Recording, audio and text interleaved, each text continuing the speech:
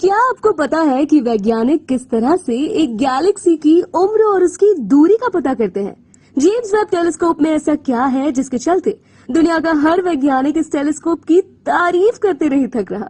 क्या आपको पता है कि बिग बैंग के बाद हमारा ब्रह्मांड किस तरह से फैला था? और क्या आपने कभी सोचा है कि ब्रह्मांड के सबसे पहले ब्लैक होल कैसे बने होंगे? आज की इस वीडियो में हम आपको इन्हीं फैक्ट से रिलेटेड हर छोटी बड़ी जानकारी देने वाले हैं। तो चलिए ज्यादा देर न करते हुए वीडियो की शुरुआत करते हैं। वैसे फ्रेंड्स, वीडियो में आगे बढ़ने से पहले हमारे चैनल ये तो नाम को अगर आपने अब तक सब्सक्राइब नहीं किया है तो इसे सब्सक्राइब कर ले। और हाँ, वीडियो को लाइक करने के साथ ही अपने व्यूज को कमेंट में लिखना ना भूलें। वीडियो को दोस्तों के साथ जरूर शेयर करें।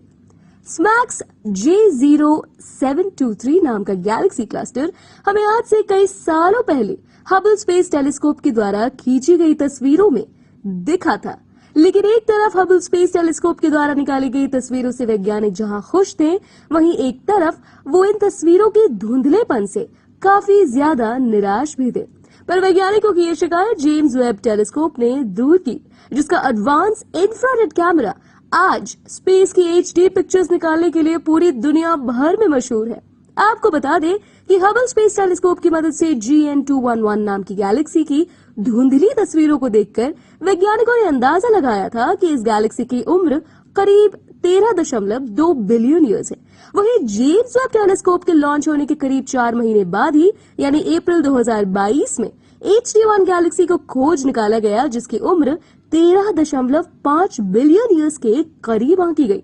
इसके अलावा जेम्स वेब टेलीस्कोप के द्वारा अंतरिक्ष में निकाली गई इमेजेस भी HD क्वालिटी में है। इतना ही नहीं, जेम्स वेब टेलीस्कोप ने अभी हाल ही में 55 अलग अलग गैलेक्सीज को भी अपने कैमरे में कैद किया, जिनका रेड शिफ्ट बहुत ही ज्यादा था। अगर आपको रेड शिफ्ट के बारे में नहीं पता तो बता दें कि कॉस्मिक माइक्रोवेव बैकग्राउंड की मदद से हमें ये पता चला था कि बिग बैंग के बाद करीब 3 लाख सालों बाद ब्रह्मांड में मौजूद हर चीज गामा रेस के रूप में मौजूद थी। इसके बाद जैसे जैसे हमारा ब्रह्मांड फैलना शुरू हुआ, वैसे वैसे इन गामा रेस की वेवलेंथ भी पहले से बड़ी होती गई और इन सभी रेस ने अलग अलग रूप ले लिया। मतलब इन गामा रेस से जैसे जैसे वेवलेंथ बढ़ती रहती है, वैसे ही रेस का कलर और साइज बदलता रहता है। बता दें कि जिस वक्त पर ब्रह्मांड में मैटर की शुरुआत हुई थी, उस वक्त ये ऑब्जेक्ट्स लाल रंग के ही हुआ करते थे। ऐसा इसलिए क्योंकि लाल रंग सबसे ज्यादा डेंस वेवलेंथ का होता है। इसलिए वैज्ञानिक ऐसा मानते हैं कि अगर कोई गैलेक्सी लाल रंग की है तो बहुत ज्यादा संभावना है कि वो गैलेक्सी ब्रह्मांड की शुरुआत में बनी होगी। ऐसे में वैज्ञानिकों को जब भी कोई नई गैलेक्सी मिलती है तो वो उसके लाल स्पेक्ट्रम की मदद से उस गैलेक्सी की उम्र पता कर लेते हैं। साथ ही इस लाल रंग के चलते ही गैलेक्सी की दूरी का भी पता लगाया जा सकता है। जैसे कि GN-Z11 की रेड शिफ्ट 11.09 के करीब है, वहीं दूसरी ओर HD1 की रेड शिफ्ट 13.27 के करीब है। मतलब HD1 की धरती से ज्यादा दूरी है। हम आपको पहले ही बता चुके हैं कि जेम्स वेब टेलीस्कोप ने अभी हाल ही में अंतरिक्ष में करीब 55 गैलेक्सीज को देखा, जिनका रेड शिफ्ट बहुत ही ज्यादा था। बता दें कि इन 55 में से करीब 44 गैलेक्सीज नई है, जिन्हें वैज्ञानिकों ने पहली बार देखा है, और इनमें से 6 गैलेक्सीज ऐसी हैं जिनका रेड शिफ्ट 12 से भी ज्यादा है। इतना ही नहीं, इन 6 में से एक गैलेक्सी ऐसी भी है जिसका रेड शिफ्ट 16.7 के करीब है। और इस गैलेक्सी के बारे में ऐसा अंदाजा लगाया जा रहा है कि ये गैलेक्सी ब्रह्मांड के बनने के मात्र 200 मिलियन साल बाद ही अस्तित्व में आ गई होगी। और ये गैलेक्सी धरती से इस वक्त करीब 35 बिलियन लाइट ईयर्स की दूरी पर मौजूद है। मतलब ये है कि ये गैलेक्सी हमारे ब्रह्मांड की सबसे पहली आकाश गंगाओं में से एक है। और वैज्ञानिकों की माने तो ब्रह्मांड में गैलेक्सी का बनना बिग बैंग से मात्र 200 मिलियन साल बाद हुआ होगा। वैज्ञानिकों का कहना है कि बिग बैंग होने के करीब 3,80,000 सालों तक गामा रेस काफी ज्यादा डेंस हुआ करती थी। इसी वजह से उन्होंने फैलना नहीं शुरू किया और इसी के चलते ब्रह्मांड में एटम्स भी नहीं बन पाए। लेकिन जैसे जैसे ब्रह्मांड फैला तो अगले 20 लाख से 30 लाख सालों में एटम्स बनना शुरू हो गए। बता दें कि उस वक्त ब्रह्मांड में सिर्फ हाइड्रोजन और हीलियम ही मौजूद हुआ करते थे। बता दें कि हाइड्रोजन और हीलियम में इतनी क्षमता नहीं थी कि वो किसी गैलेक्सी को बना पाए। ऐसे में गैलेक्सी को बनाने के लिए दूसरे एटम्स का होना जरूरी था। वैज्ञानिकों की माने तो शुरुआती सैकड़ों साल ब्रह्मांड को सितारे बनाने में लगे होंगे। इसके बाद भी करीबन 100 मिलियन ईयर्स तक ब्रह्मांड आसपास मौजूद एटम्स को आपस में जोड़ने का काम करता रहा होगा।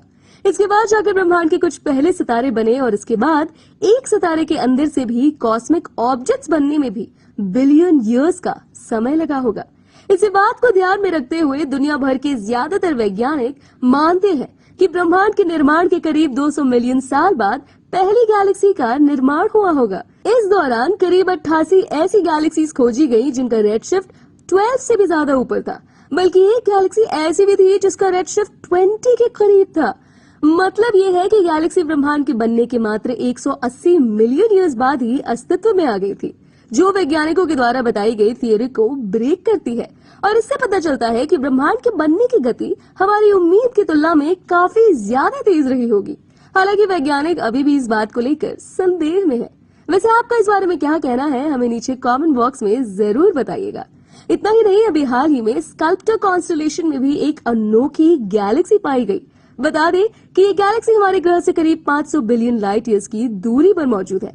आपको बता दें कि वैज्ञानिक ऐसा मानते थे कि हर एक गैलेक्सी के बीच में एक ब्लैक होल मौजूद होता है, पर पहले वैज्ञानिकों को इस बात की शंका थी, लेकिन जेम्स वेब टेलीस्कोप के द्वारा स्कल्प्टर कॉन्स्टेलेशन में मौजूद गैलेक्सी की खींची गई तस्वीर से ये साफ हो जाता है कि हर एक गैलेक्सी के बीच में एक ब्लैक होल होता है, जो किसी भी चीज को बहुत ही ज्यादा फोर्स के साथ अपने अंदर खींचने की कोशिश करता है, जो सच में हैरान कर देने वाली बात है।